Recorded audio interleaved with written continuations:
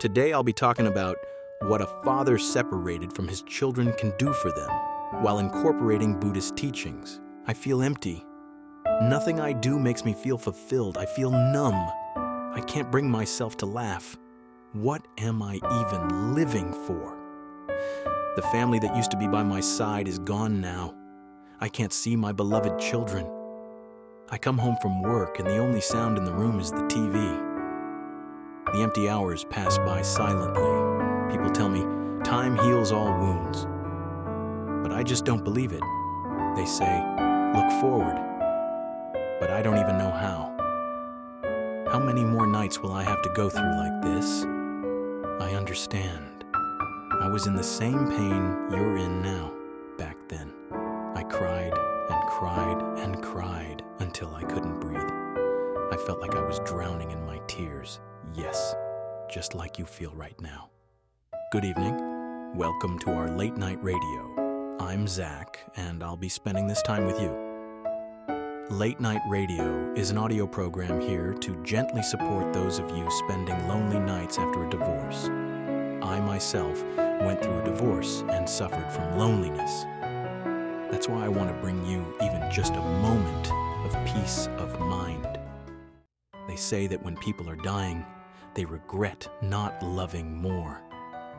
Having gone through a divorce and being unable to see your children, you are now experiencing a loss, regret, and loneliness comparable to the death of a loved one.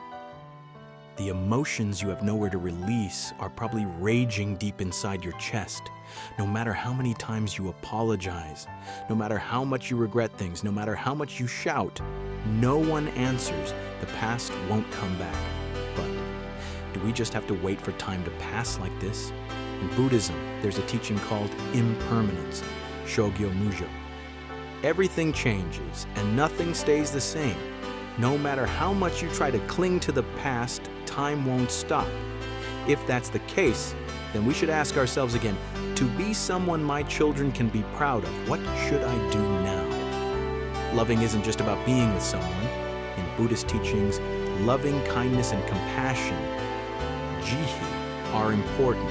Loving kindness and compassion are love without expecting anything in return. It's something you can practice by taking loving actions, even if the other person accepts you or not, even if you can't see them, especially someone as devoted to their children as you are. Won't you take loving actions for your children that you can do now? There's at least one thing you can do. Face this challenge in your life head on and overcome it. The loneliness and sense of loss you're feeling are a trial for you to be reborn as a new you. There's no shortage of enemies, challenges. Even if they don't know it now, that figure of you will surely give your children the courage to face their own lives. And even if you can't see your children, your determination to move towards the future will illuminate your life and give you the strength to live as a new you instead of being controlled by loneliness. Your children must surely wish for your smile. Now here's a question for you. What kind of message from your future self would you receive? Your future self knows all the pain you're going through right now, and they also know what choices you made. Surely they would say, it's okay, you can get through this, don't you think so? In Buddhism, there's a teaching called be a light unto yourself, Jitomyo. It's a teaching that emphasizes the importance of walking your own path without being swayed by the words of others or past events. But what should I do specifically? The answer is surprisingly simple. Do one thing at a time that you can do now, and then carefully continue doing what feels right. What can you do right now? For example, taking care of your health, doing your job diligently. You don't have to do anything big. Just start with one small thing. Being constantly trapped in the past is like walking with a heavy burden on your back. If you gradually put down that burden, your steps will become lighter. There's also a saying, all life is suffering, isai kaiku. It means that suffering is inherent in life, and it teaches that it's important to accept suffering rather than deny it. The sense of loss you're feeling now is one such suffering, and within that suffering lies the path you should take. Even if you can't see your children, your love will never disappear. Love transcends time and distance and continues into the future.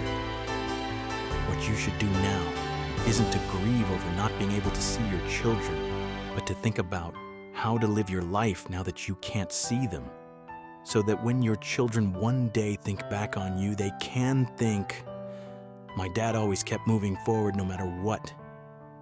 Your future self will surely be proud of the choices you make now, even if you can't find the answer right now. Let's take our time to find it.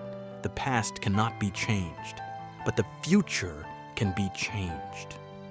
It's only in the last 5 years that I finally understood that. Keep going. I'm cheering you on.